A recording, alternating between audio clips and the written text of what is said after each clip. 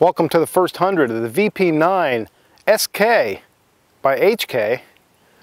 So why, you might ask, are you shooting the full-sized VP9? Well, because I can, and because I want to have right now memory for comparison.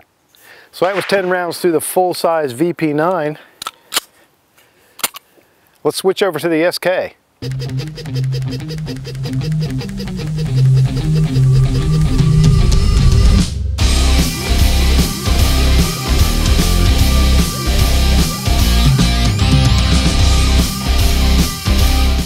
So a few years ago when the VP9 hit the market, everybody in the handgun world, everybody in the firearms industry, all let out a huge cheer. There was a big yay, and then 5 minutes later, everybody said, but when are you going to make it in a subcompact?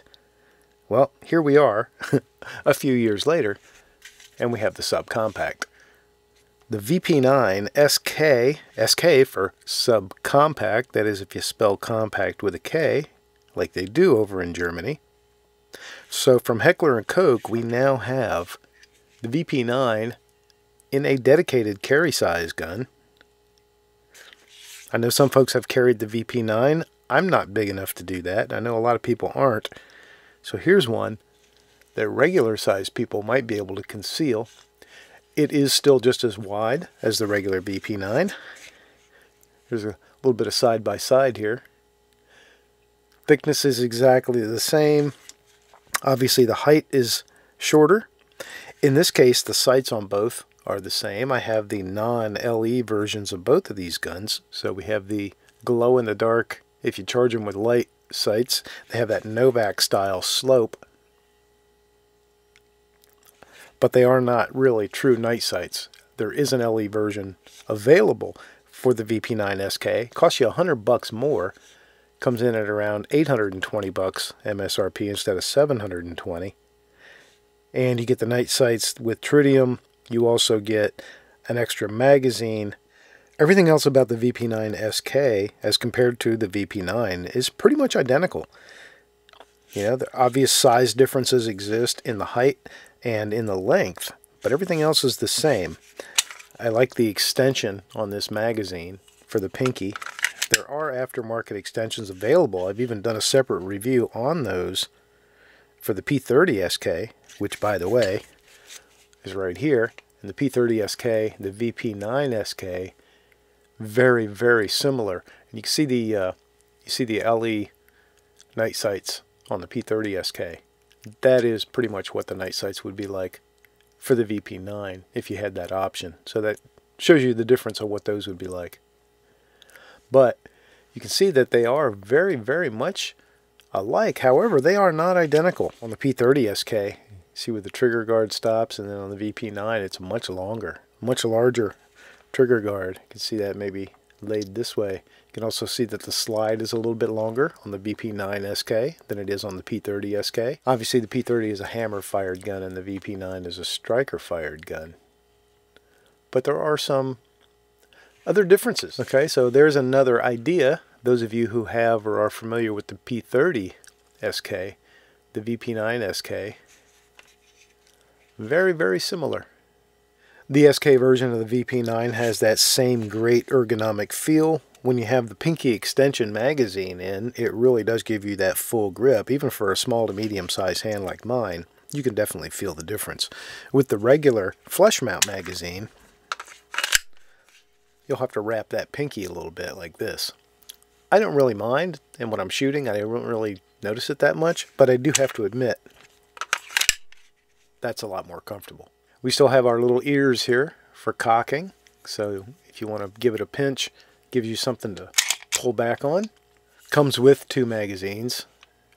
The non-LE version, that is, comes with this one with the pinky extension, and it comes with a flat base plate.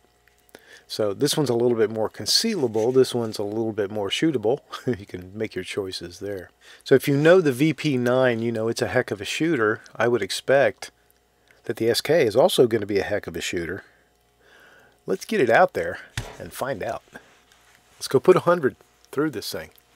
Okay, so I've switched over now to the baby, the VP9 SK. Barrel just under 4 inches. Okay, the VP9 full size reminded me that it shoots pretty much right to point of aim, and I was using a 6 o'clock hold, so my shots were a little low. So I'm gonna go right to a point of aim hold and see if this guy is exactly the same with its sight picture. I'm at 8 yards.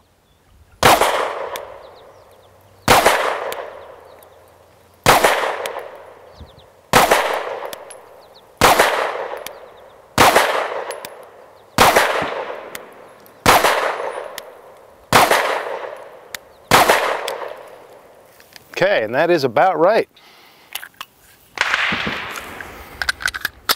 That was the flush mag. Got to do the pinky wrap. Now I've got the pinky extension mag. That's a little nicer.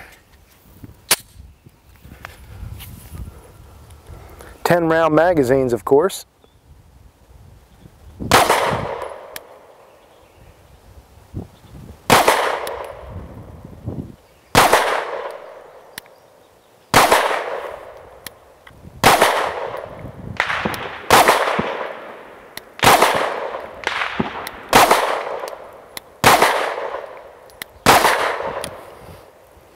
Nice. I pulled a few low. I could feel myself doing that. That was me. Another advantage we have with the VP9 SK is that we'll take the full-size magazine. With or without a sleeve, I do have an aftermarket sleeve on this one, just to make it a perfect fit, which it is. That gives you up to 15 rounds of capacity instead of just 10.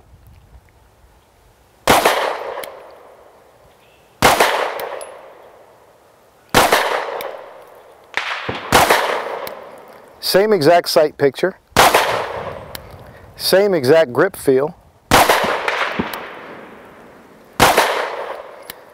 same point of aim, same trigger. This really is simply a mini-me of the VP9. So if you're a big fan of the VP9, and I know there are a bunch of you out there who are, and I'm one myself, this is almost a no-brainer in terms of a potential carry gun with this subcompact. And so far, 30 rounds in, I'm loving it. All right, here's a quick look at the way the VP9 SK comes packaged and a quick look at the specs. It is, of course, 9mm, and currently that's the only way it's offered. I would expect there'll probably be a 40 caliber sometime in the near future. Barrel length on this gun is 3.39 inches. Overall length of the pistol, 6.61. The height is about 4.5 inches. The weight of the gun is 23.07 ounces. That's with an empty magazine. It is, of course, a striker-fired, double-action only pistol. Capacity is 10+1, although you can put the larger magazines, the 15-round magazines from the VP9 and the P30. Those will fit and function just perfectly. But the base capacity is 10+1. MSRP for the gun you see in front of you is $719. If you want the LE version with the night sights and an extra magazine, add $100. Comes in at about $819. So with this gun comes the magazine that's in it with the flat base plate, flush mount. Also comes the magazine with the pinky extension, same capacity, they're both 10-round magazines. You also get the interchangeable back straps where you can change the size of that swell on the back. Medium is what's installed. You have a small and a large. You also have the side plates that you can change out in medium and large as well, and change those out.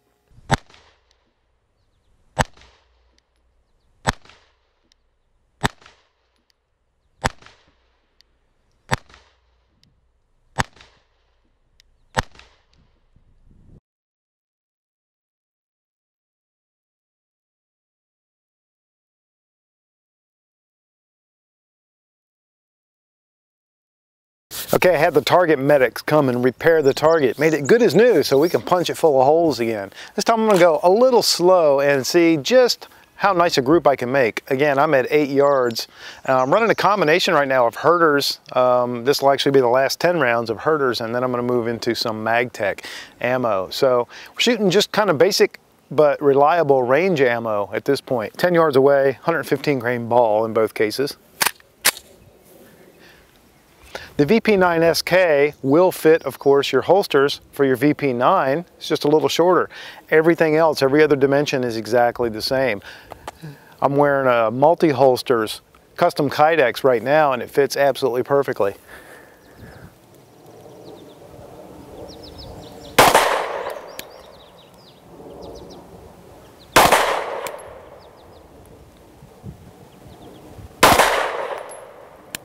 It really does like that point of aim at this distance. You basically cover up whatever you want to hit with that front sight. And that's where it puts them.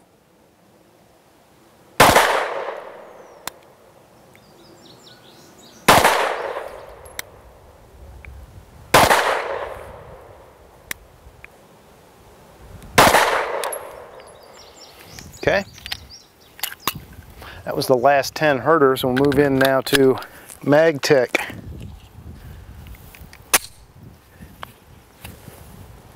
Just keep going on the same target. Oh, I do like the extended magazine, or the pinky extension magazine. Certainly more comfortable. It gives you that full-size grip.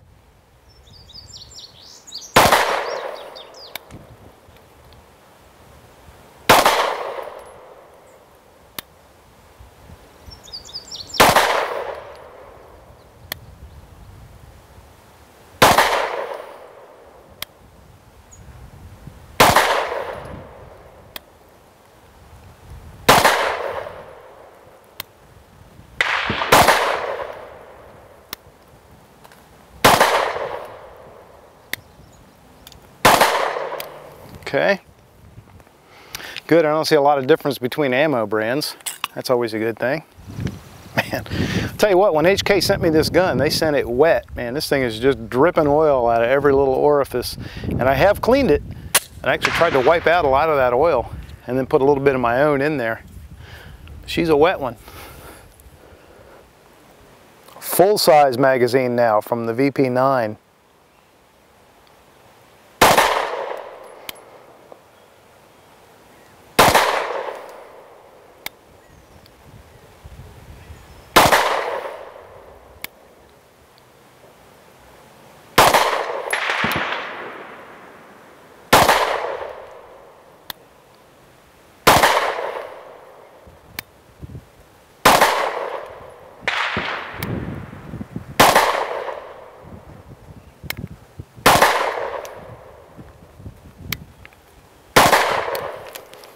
All right, it's doing a good job on that dot. I think we can say safely at 8 yards, this thing is darn accurate. And it's been almost a month, believe it or not, since I've had a chance to get any good range time because we've had horrible, horrible weather. So given that I'm a little bit rusty and first time shooting this gun, I'd say we're in good shape. This trigger is really nice. I mean, you know, it's a VP9, so it looks, smells, walks, talks, and acts like a VP9, and it shoots like a VP9. The trigger is really nice, though. It kind of reminds me, because I hadn't shot the VP9 in a while, but that's why I wanted to start out with it today. And this one feels exactly like its larger sister. It is the same trigger. It's got the same weight, same feel, same really nice tactile response on the reset. Man, it's just great, and the sight picture is awesome, and as you can see, it will do a job on your target.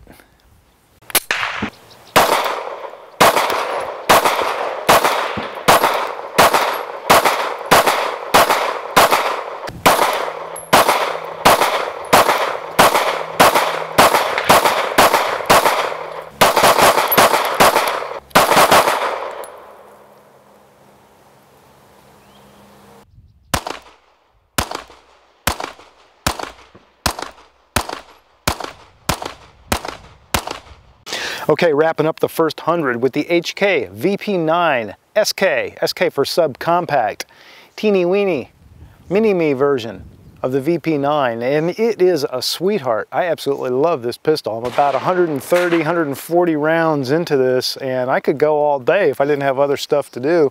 But I'll tell you what, this thing is sweet.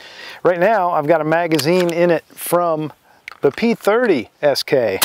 Yes, they are completely compatible. And might there be a comparison in the future? Yeah, that'd be a good idea, because I absolutely love the P30 SK. This is pretty much the striker fired equivalent.